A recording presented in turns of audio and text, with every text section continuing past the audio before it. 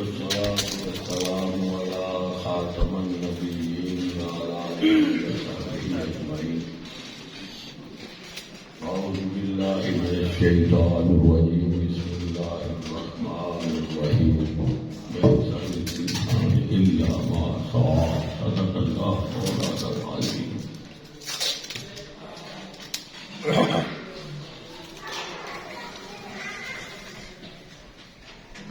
یہ بچھی ہوئی زمین بلند و بالا آسمان کڑکتی ہوئی بجلیاں اور گرجتے ہوئے بادل گہرے سمندر اونچے پہاڑ بہتے ہوئے دریا اور چلتی ہوئی ہوا لہلہاتے ہوئے کھیت اور جھومتے ہوئے درخت اڑتے ہوئے پرند اور چرتے ہوئے چرند پانی میں تیرنے والی مچھلیاں اور سوراخوں میں رہنے والی چیونٹیاں حتیٰ کہ فرشتے بھی جس کی تعریف و توصیف کر رہے ہیں سب تعریفیں اسی وحدہ لا شریک کے لیے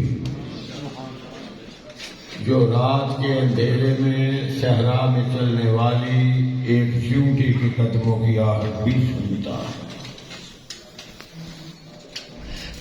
ریت کے ذرات سے بڑھ کر پانی کے قطرات سے بڑھ کر بے شمار لاتعداد انگن درود و سلام اس ہستی مقدس پر جو مساوات کا حامی، اخوت کا بانی، محبت کا بہوی، اخلاص کا مشتری، صبر کا منبع، صدق کا ماتم، نور عالم سید ولد آدم صلی اللہ علیہ وآلہ وسلم جن کی تعلیم نے غریبی و میری، جوانی و پیری، امن و یاس، امن و جنگ، آس اور یاس، رنج و راحت، حزن و مسرت میں رہنمائی فرمائی صلی اللہ علیہ وسلم. اور جن کے بارے میں ایک غیر مسلم نے لکھا تھا He is the only man in history who was supremely successful at both the religious and secular level.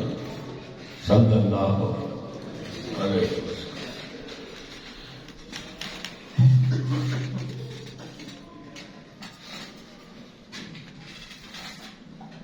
میں اپنی مستقبل کی قیادت سے آج اس وقت جان محل میرج ہال میں مخاطب ہونے کا شرف حاصل کر رہا ہوں. میرے پاس آپ سے ہم کلام ہونے کے لیے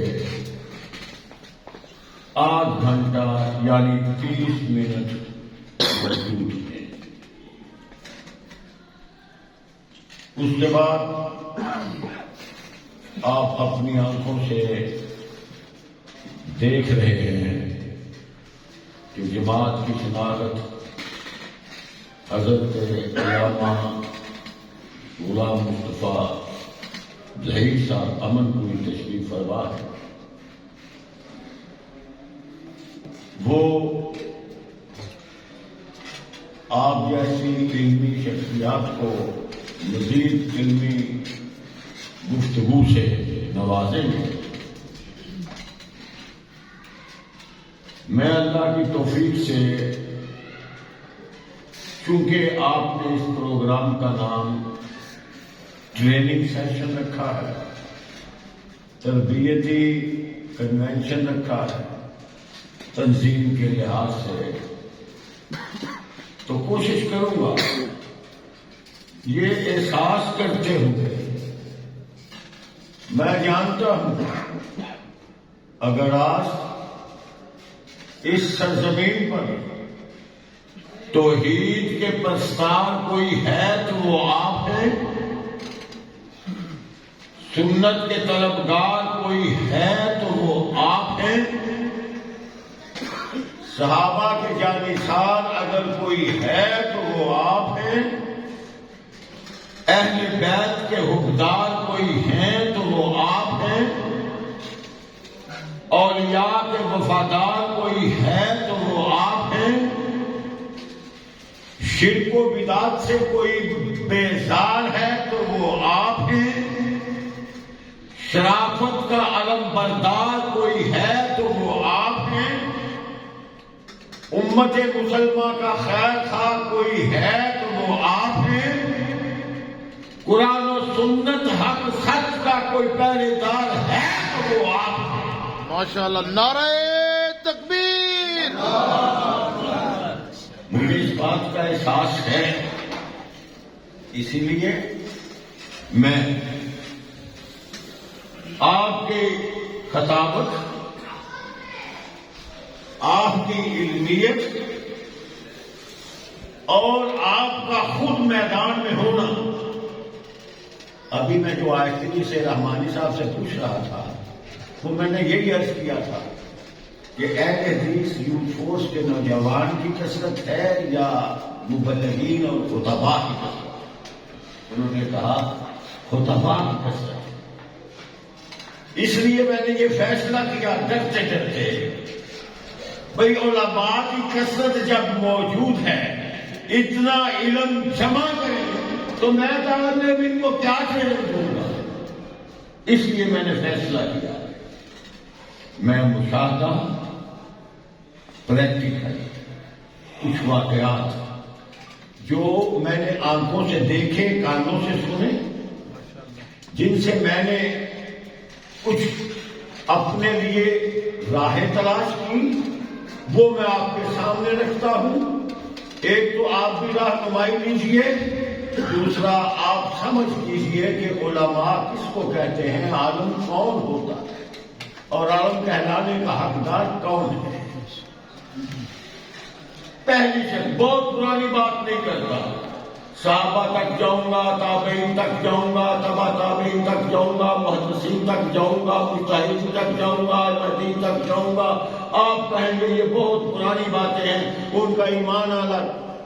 بھائی آپ کی جو علمی شخصیات تشریف فرمانا پھر ڈرتا ہوں، آپ کہیں گے ان کا ایمان اعلیٰ تھا، ایمان اعلیٰ تھا، وقت اعلیٰ تھا ان کا۔ اس لیے میں آپ کو اپنے دور کی بات، اپنے دور کے واقعات اس لیے سناؤں گا، وہ آپ میں سے کسی نے نہیں دیکھے کیونکہ وہ میرے حلقے کے ہیں، وہ میں نے دیکھے ہیں، وہ میں آپ کو پیش کرتا ہوں۔ جس میں جتنی کیپیسٹی ہوگی، جتنی کوانٹٹی ہوگی، وہ اپنے لیے اتنا ریزلٹ اخذ کر لیں۔ پہلا عالم، پہلا بزرگ جن سے میں نے کچھ سیکھا، ان کا نام ہے شیخ الحدیث مولانا محمد عبداللہ صاحب، جن کا تعلق میرے شہر سے تھا، گجرانوالہ سے، جو ہماری جماعت کے امیر بھی رہ چکے، سرپرست اعلیٰ بھی رہ چکے۔ میں نے ماشاءاللہ آپ کے مرکزی صدر جناب حافظ بات یہاں پہنچی کہ میں نے 1992 میں اپنی مسجد کا سنگ بنیاد شیخ الحدیث سے رکھوایا، ان کے دست مبارک، انہوں نے ہی جگہ پسند کی، ان کے حکم پر اس کی تعمیر کی۔ 1994 میں 7 جنوری کو پہلا خطبہ جمعہ بھی، ابتدائی خطبہ جمعہ انہوں نے فرمایا۔ میری ان کے ساتھ کافی بے تکلفی تھی۔ میں نے عرض کیا شیخ آپ کیا کھانا پسند کریں گے؟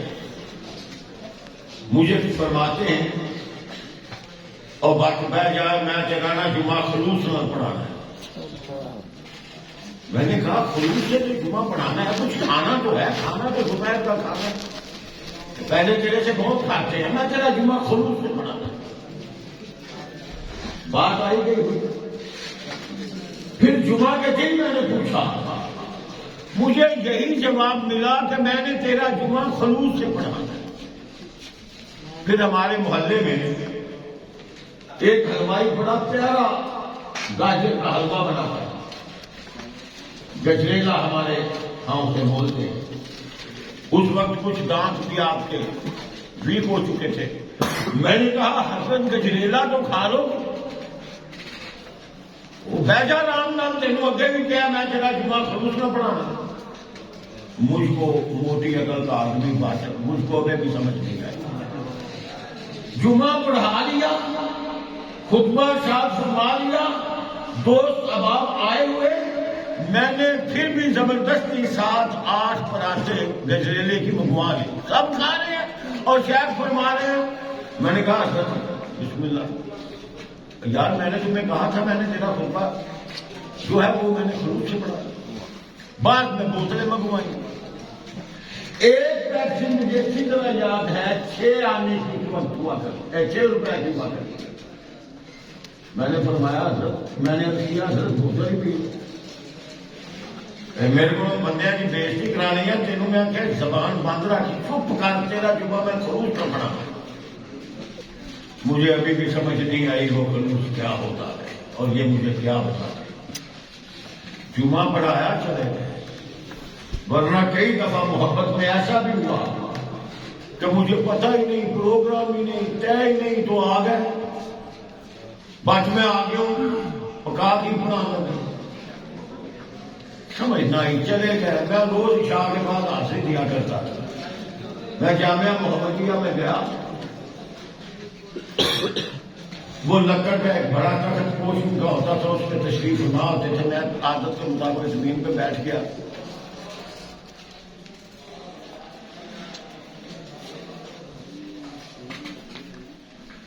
مجھے پہلے کے انداز کو بدل کے بڑے پیار سے کہتے ہیں اوپر بیٹھ گیا. میں اوپر بیٹھ گیا. میں نے شکوہ کیا. میں نے کہا حضرت آج میرا دن بڑا دکھی, آپ نے میرے سے کوئی چیز نہیں کھائی, ناراض ہے آپ؟ فرمانے لگے نہیں, میں نے تمہیں پہلے کہہ دیا تھا کہ میں نے تیرا جمعہ خلوص سے پڑھانا ہے, تو وہ میں نے خلوص سے پڑھا دیا. اب تو بتا, تو اس بات سے کیا سمجھا ہے؟ پھر میں نے بھی ذرا توجہ دی, آخر یہ معاملہ کیا ہے جو مجھے زبانی قولی طور پر ارشاد فرما کے نہیں کہہ رہے, ایکشن سے, عمل سے, کارکردگی سے سمجھانا چاہتے ہیں. پھر میں نے کچھ توجہ کی تو میں نے کہا حضرت مجھے سمجھ آ گئی ہے کہ خلوص سے آپ نے جمعہ پڑھایا ہے, اور مجھے یہ سمجھ آئی ہے کہ میں نے خلوص سے اس کی تعمیر کرنی ہے, خلوص سے اس کی خدمت کرنی ہے, خلوص سے اللہ کے اس گھر کی نگرانی اور چوکیداری کرنی ہے, اور اس میں سے 6 روپے بھی خیانت نہیں کرنی. شاید آپ میں سے کچھ احباب کو جن کا تعلق ہے ان کو پتا ہے کہ شیخ بڑی سخت اور کھری طبیعت کے تھے. یہ پوچا پاچی, لالا پوپی یہ ان کے ہاں نہیں ہوتی تھی. کوئی 2-4 دفعہ کہہ دیتا, فرمایا تو کہتے صاحب آپ مولوی صاحب میں ہیں تو شادی اور کھری طبیعت. جب میں نے یہ الفاظ بولے کہ مجھے سمجھ آ گئی ہے خلوص کسے کہتے ہیں اور اس اللہ کے گھر کی خلوص سے خدمت کیسے کرنی ہے, وہ یہ ہے کہ 6 روپے کی بھی خیانت, پیپسی کی بوتل بھی خیانت نہ کروں. حضرت میں تو یہی سمجھا ہوں. مسکرائے اور کہا میں نے تجھے آج یہی سبق پڑھایا ہے. وہ آج اتنے سالوں کے بعد 1994 کی بات ہے، تو یہاں آپ کی تشریف آوری کو دیکھتے ہوئے میں نے یہ عرض کی، آپ کی خدمت میں کر دیا۔ اس لیے نہیں، نہ شیخ مجھے خائن سمجھتے تھے، نہ میں اللہ کی رحمت سے آپ کو سمجھتا ہوں۔ میں معاشرے کی اس گندگی کے مقابلے پر آپ کی جیت کا نسخہ آپ کے دامن میں دے رہا ہوں۔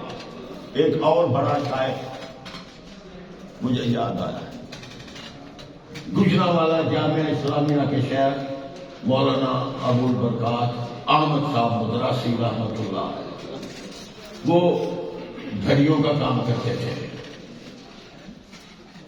کاریگر تھے یہ گھڑیوں کی مرمت کے، ساتھ ساتھ وہ بھی کرتے تھے، شیخ الحدیث تھے جامعہ میں۔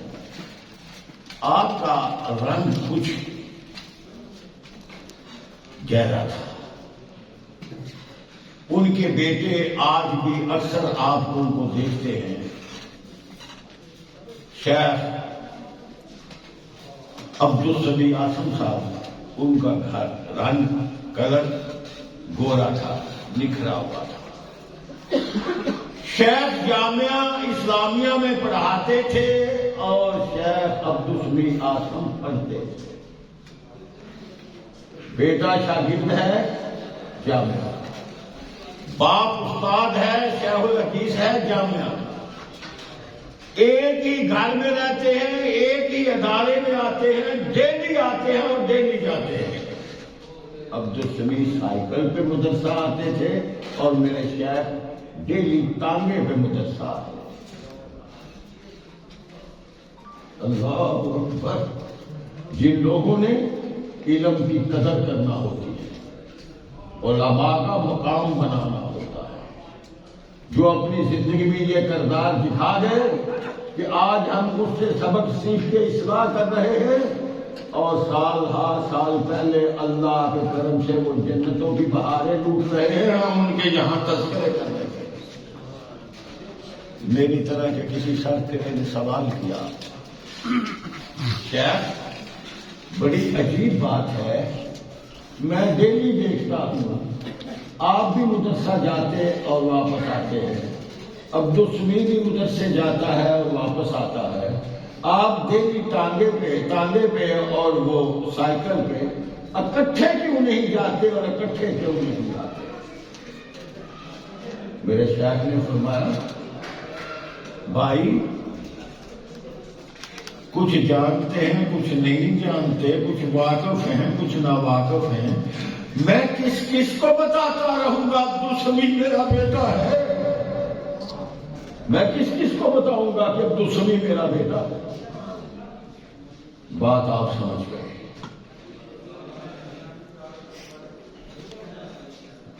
حقیقی باپ ہے، حقیقی بیٹا ہے۔ علم کس کردار پر مجبور کر رہا ہے؟ آج ہمیں ان باتوں سے سبق سیکھنا چاہیے۔ جب میں دیگر مسالک کے علماء سے ان کے بزرگوں کا تذکرہ سنتا ہوں، یقین جانیے اس محفل میں میرے بیٹوں جیسے چھوٹے بھائیوں جیسے موجود ہیں، میں کچھ اقوال اور دلائل لکھے پڑھے کتابوں کے بھی پیش کرنے سے عاجز ہوں۔ میری زبان کھلی ضرور ہے، طبع کھلی ضرور ہے، مگر بے شرم نہیں۔ بڑے بڑے نام جب آپ ان کو پرکھیں گے، انالیسس کریں گے، ایکسرے مشین میں ڈالیں گے، الٹراساؤنڈ کریں گے، آپ کے رونگٹے کھڑے ہو جائیں گے۔ شیخ آپ کے سامنے تشریف فرما، میری بات کی تائید فرمائیں گے۔ اور ہمارے بزرگ فرشتہ سیرت بزرگ، نہ ہم ان سے کچھ سبق سیکھیں، نہ اپنی اصلاح کریں۔ ابھی قاری یاسین حیدر صاحب جس طرح توجہ دلا رہے تھے، اللہ کی قسم دل خون کے آنسو ہوتا۔ یہ ابھی پرسوں، کل تو میں فیصلہ باد کے لیے گھر سے روانہ ہوا، پرسوں میں نے دیکھا کسی صاحب نے اپنی پوسٹ میں قرآن مجید کا ترجمہ لکھا، آیت کریمہ کا ترجمہ، اور ایک اسکالر 100% اس کی نفی کر رہا ہے اپنے کمیونٹی میں۔ ابھی آپ یہ اپنی پوسٹ پہ لکھے علامہ پروفیسر ساجد میر، امیر مرکزی جمعیت اہل حدیث پاکستان زندہ باد۔ ابھی آپ نے ٹھیک 5 منٹ میں آپ کمنٹ پڑھ لیں، جو بندیوں کے نہیں، بریلویوں کے نہیں، شیعہ کے نہیں، مرزائیوں کے نہیں، کتے بلوں کے دوسرے گندے بندے لوگوں کے نہیں، سبحان اللہ ماشاء اللہ اہل حدیث کتاب و سنت کے دائروں کے۔ اور جس شخصیت کا جابر ترین ڈکٹیٹر تمام ایجنسیوں کو دبا کر بائیانر کوئی گند نہ پکڑ سکا، وہ میرے اہل حدیث مولوی کو نظر آ گیا۔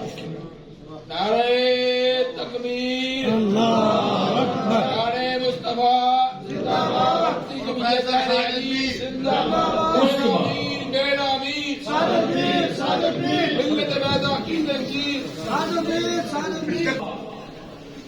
پرویز مشرف صاحب تشریف لائے، کیا ایک واقعہ ایسا ہوا موقف ملک کے اعتبار سے درست تھا۔ قاضی حسین احمد صاحب اللہ ان کی مغفرت کروائے، جن کے بارے میں بڑا زور تھا، ان کا ورکر ایک ہیرو کے طور پیش کر رہے تھے۔ وہ بات ان کی ٹھیک تھی مشرف کے مقابلے میں، مگر وہ اپنی طاقت کے گھمنڈ میں ایسے میز پہ مکہ مار کے کہتا ہے امریکہ والے ایسے ایک بات کرتے ہیں اور آپ کیا مشورہ دے رہے ہیں؟ قاضی صاحب بلڈ پریشر کے مریض تھے، میری طرح تھی، کبھی کبھار کافی ہائپر ہو جاتے تھے، بہرحال اس موقع پر انہوں نے برداشت کیا، ان سے برداشت ہو گیا، میرے اور تیرے امیر ساجد میر سے برداشت نہ ہوا۔ پورے موقف کے ساتھ ٹھوس انداز میں کہا جنرل صاحب اب امریکہ کے تھانے کی بیٹ میں رہتے ہیں یا پاکستان میں رہتے ہیں؟ یہ آپ ہمیں کیا سمجھا رہے ہیں؟ اس وقت تو وہ بات سن کر خاموش رہا، مگر اس کے بعد ایجنسیوں کو، اداروں کو جو ڈیوٹیوں انہیں لگائیں، میں سمجھتا ہوں شاید کوئی غیر ملکی تفتیشی آفیسر بھی اتنی سختی نہ کرے جو مسلمان ملک کے جرنیل کے آرڈر پر پاکستانی آفیسر۔ اہل حدیثوں، تمہارا اہل حدیث کھڑا، سچا، سچا، صاف ستھرا نکلا، مگر آپ نہیں پائے۔ شاید آپ کو میری یہ بات پسند نہ آئے، بہرحال میرا ایک ذہن ہے، میں نے یہی سمجھ رکھا ہے بریلویاں نے ادب سکھا کے اپنی قوم بغیرت کر کے اصا بھابیاں تقریر کا رد کر کے اپنی قوم بے ادب کر گئے۔ ہوئے ہمیں ساری غلطی ہے کہ سارے قوم نہیں غلطی۔ بہرحال عرض کرنے کا مقصد یہ ہے کہ اللہ نے ہمیں جو قیادتیں دی،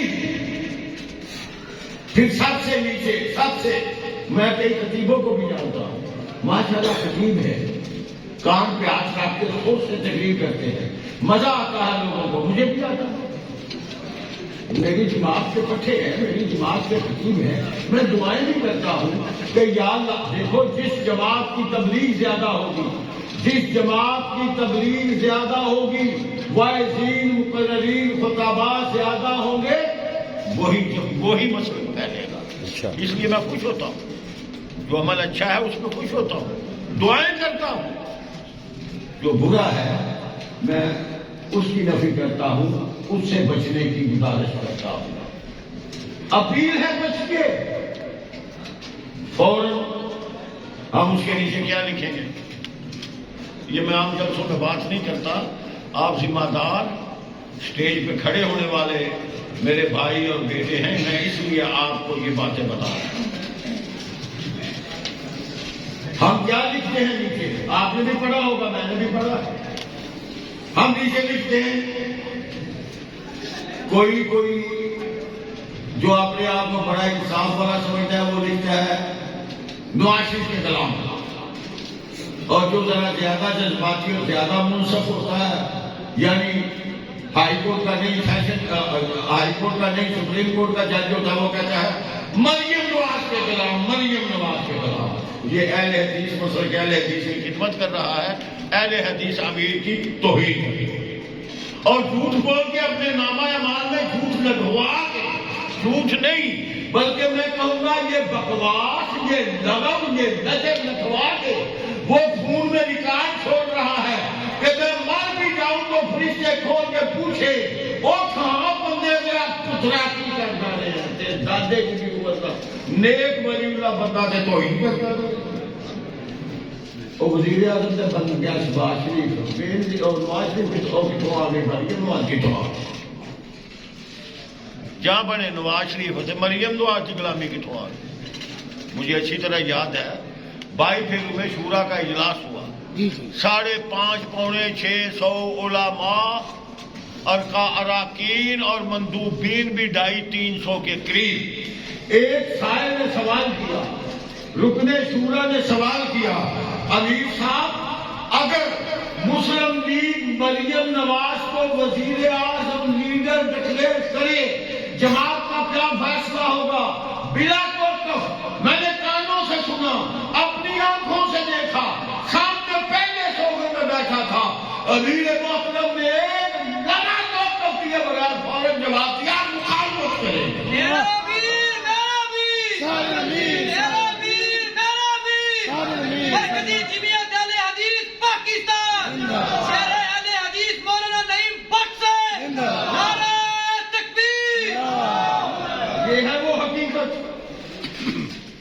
یہ ہے وہ حقیقت.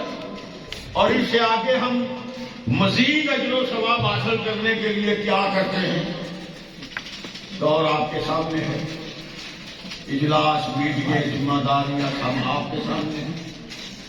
میں یہاں بیٹھا ہوں، مریم نواز وہاں بیٹھی ہے، یا امیر صاحب یہاں بیٹھے ہیں، وہ وہاں بیٹھے ہیں. ہمارے کوئی اور خطیب نازم اللہ صاحب دوسرے تیسرے یہاں بیٹھے ہیں، اختصام علیہ صاحب یہاں بیٹھے ہیں، دوسرے تیسرے جتنے بھی کبھی گئے یہاں بیٹھے ہیں، وہاں بیٹھ گئے.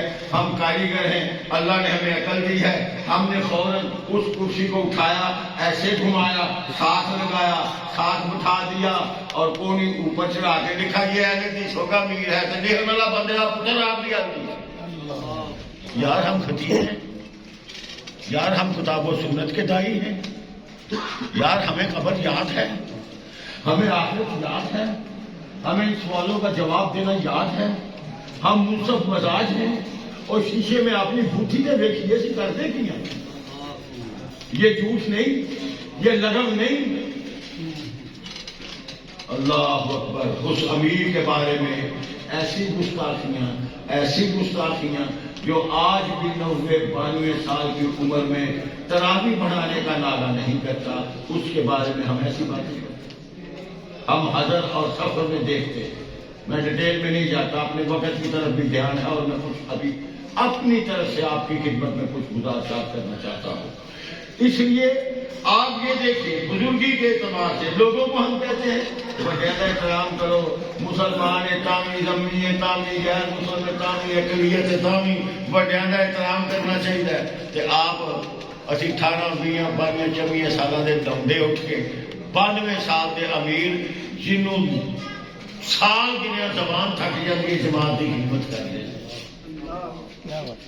آپ آج دیکھتے ہیں سینیٹر بن گئے، وہ ڈیے مل گیا، یہ ہو گیا وہ ہو گیا. اور محمد نعیم بات سے پوچھو، جب ہم 50 لور مال پر ہوتے تھے، یا پروفیسر صاحب کی ذاتی گاڑی نیلے کلر کی ہوتی تھی جس میں اے سی نہیں ہوتا تھا، اور چھوٹا سا بیٹری والا طبیعت میرے اندر انہوں نے بھی گرمی کھولی ہے کالی. بیٹری والا پنکھا لگایا ہوتا تھا، خود ڈرائیو کرتے تھے. اور وقت سے پوچھو جس نے آنکھوں سے علامہ کی اور شہداء کی. حضرت یزدانی صاحب کی تحریک میں مال روڈ پر ڈی ایس پی کی لاٹھیاں پڑتی ہوئی دیکھی ہیں. اور محمد نہیں، بات سے پوچھو یا میری طرح ساتھ دیگر ارکان سے پوچھو، اس جماعت کے لیے، اس اپنے مسلک کے لیے اس بزرگ کی کیا خدمات ہیں اور بزرگ کی مسلک کے لیے کیا خدمات ہیں. ہم کیا کر چکے؟ کل جبھی کی جڑی روائی لگا فارغ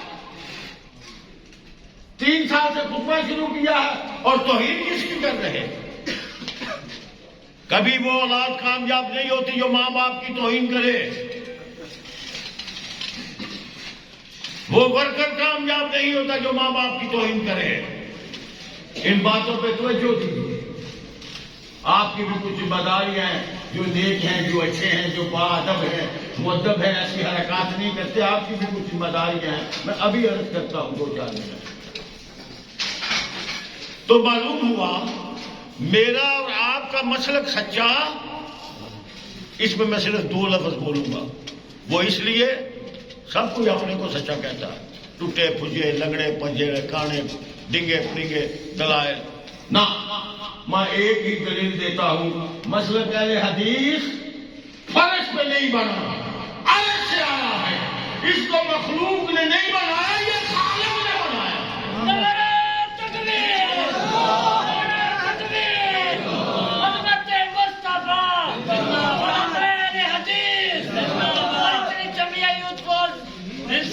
دوسرے جتنے بھی مسالک آپ دیکھیں گے سارے مسالک فرش پہ بنے ہیں، الگ سے نہیں آئے، مخلوق نے بنائے، خالق نے نہیں بنائے. یہ بات مکمل ہوئی. اب قیادت کی بات وہ میں عرض کر چکا کہ سارے ملک کی 22 ایجنسیاں ایڑی چوٹی کا زور لگا کر آپ کے امیر کو خائن ثابت نہیں. اور ذاتی ٹیکس تک، پراپرٹی ٹیکس تک، بجلی کے بلوں تک. میں اس ڈیٹیل میں جاؤں گا تو بہت بڑا درکار ہے، مناسب نہیں. جب مسلک سچا، قیادت سچی، اور میرے خیال میں یہی فیصلہ میرا آپ کے بارے میں ہے اور آپ کا آپ کے بارے میں ہے. میرا ورکر بھی سچا ہے. یارو پھر ہم لوگوں سے آگے کیوں نہ جائیں؟ سوال پیدا ہوتا ہے آگے کیوں نہ جائیں؟ میں نے وقت چیک کیا ہے، اب تقریباً مجھے چھوڑ دینا چاہیے. اب ذرا دوسری زبان میں بات ہو تاکہ نتیجہ جلدی حاصل ہو. ایسا کیوں ہے؟ ایک بند پیش کرتا ہوں. بے کوشش و بے جہد ثمر کس کو ملا؟ دلوں پہ لکھنا تھا. بے کوشش و بے جہد ثمر کس کو ملا ہے؟ بے غوطہ زمین گنج گہر کس کو ملا ہے؟ بے خون پیے لقمہ تر کس کو ملا ہے؟ بے جان کشی تاج ظفر کس کو ملا ہے؟ بے خاک کے چھانے ہوئے سر کس کو ملا ہے؟ بے کام سے جان علم و ہنر کس کو ملا ہے؟ وہ جو رتبہ والا کے سزاوار ہوئے ہیں پہلے مصیبت میں گرفتار ہوئے. ان سمجھ آ گئی کہ پیچھے کیوں؟ بس کسی پہ بات آپ سمجھ جائیں. اور اس انداز میں ہے. میں رات ایک واقعہ عرض کیا فیصل آباد میں سید غزنوی رحمۃ اللہ. اب وقت نہیں ہے.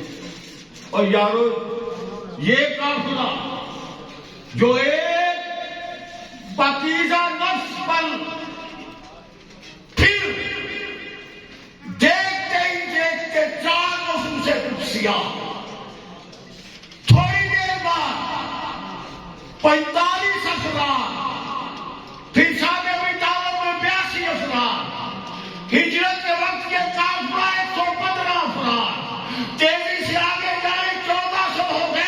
نفوس قدسیہ اگر تیزی سے اس سے بھی آگے بھاگتے جائیں 10,000 خدا مکہ کے موقع پر، 12,000 حنین میں. اور اگر آپ تیزی چلتے جائیں تو میرے آقا پہ جب اليوم اکملت لکم دینکم واتممت علیکم نعمتی ورضیت لکم الاسلام دینا آئی تو اس وقت 70,000 جب آپ رخصت ہوئے 1.25 یہ قافلہ کب سے چل رہا ہے؟ سارا افغانستان، دنیا، ہند، سندھ، برے صغیر افغانستان اور بالا کوٹ کے پہاڑ سے گھومتا گھومتا آج یہاں ہم پہنچے ہیں۔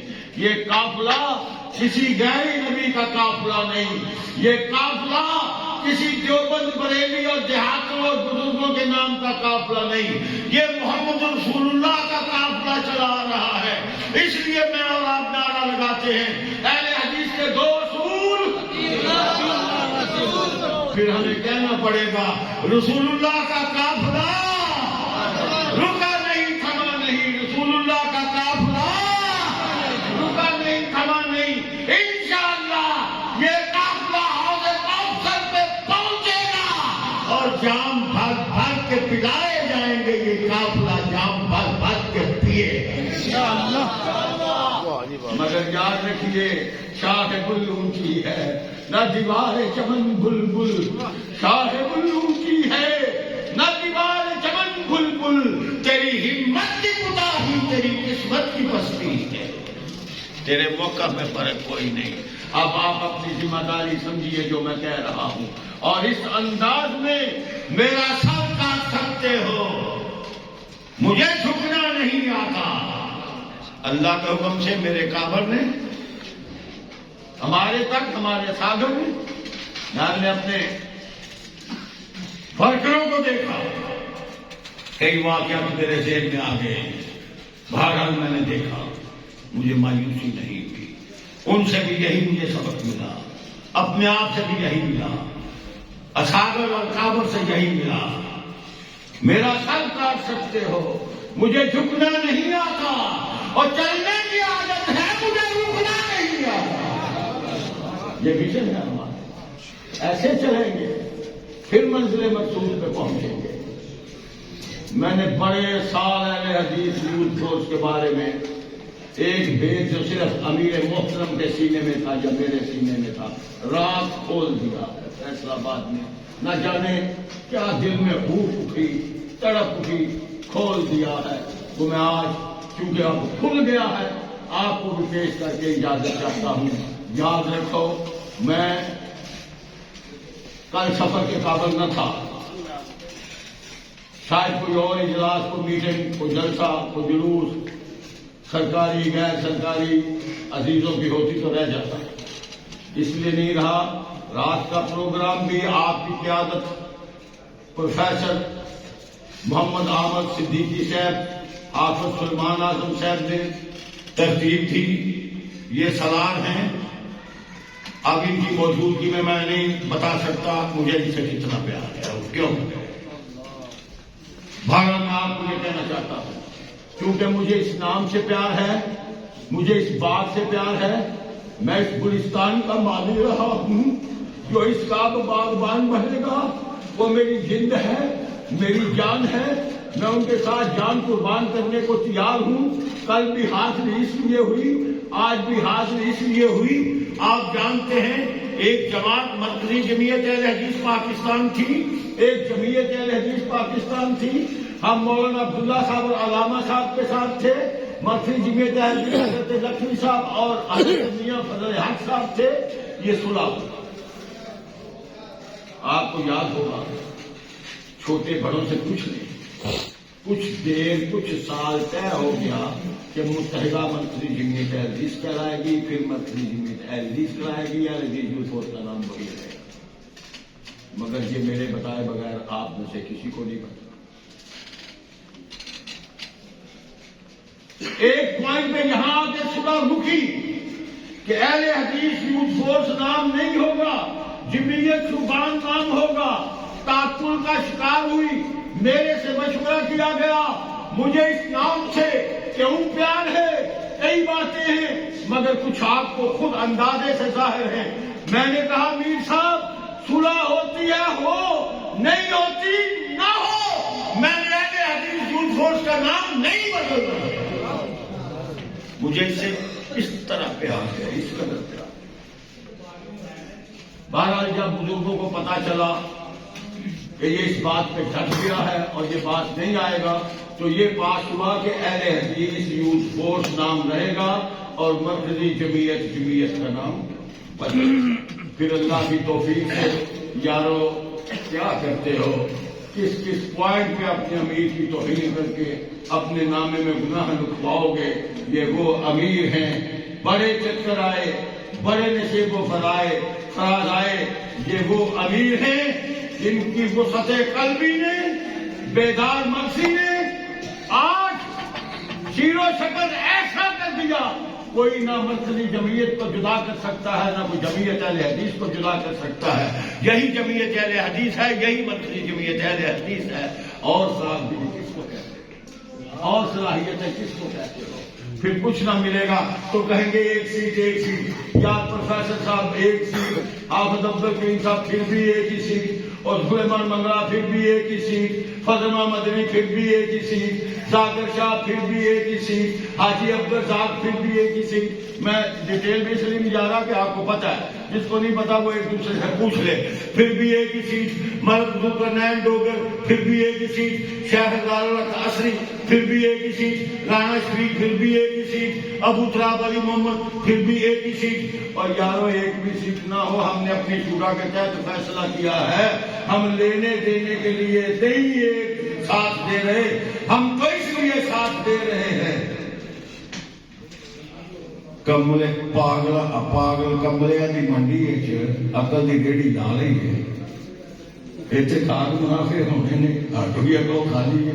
وہ پلاس آ کے انیا تو پرانا راجا نہ پہ بھائی دو اکھانے کی چند پھڑ کے نہرے جا پی اگے جا پیے کہ ایک والا تو کتنے بچا ہی لیا گا نا بھائی اتنے نہ اگے اتنے نہر اتنے آئے۔ یا چٹکی گل نال بھی سانو باقیاں نو سمجھ نہیں آتی، اصولی گل نال بھی نہیں آتی، شرعی گل نال بھی نہیں آتی۔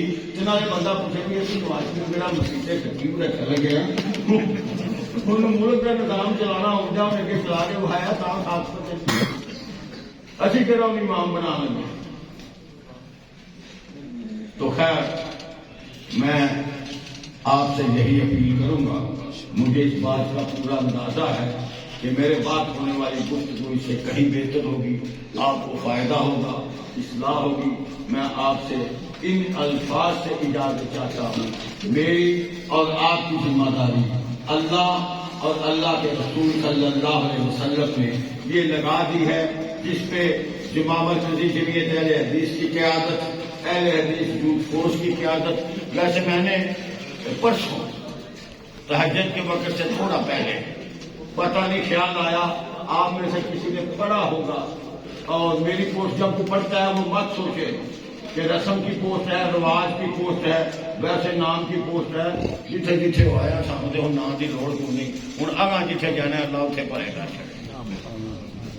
میں نے لکھا تھا کہ مجھے معلوم ہو رہا ہے کہ اہل حدیث یوتھ فورس کی قیادت نے جس طرح تربیتی کنونشن ملک میں برمار لگا دی ہے، لائن لگا دی ہے، انشاءاللہ جس طرح ایک شخص نوجوان کو بد اخلاق کرنے میں تلا ہوا ہے، میری یوتھ فورس کی قیادت نوجوان کو اخلاق سمجھانے میں تلا۔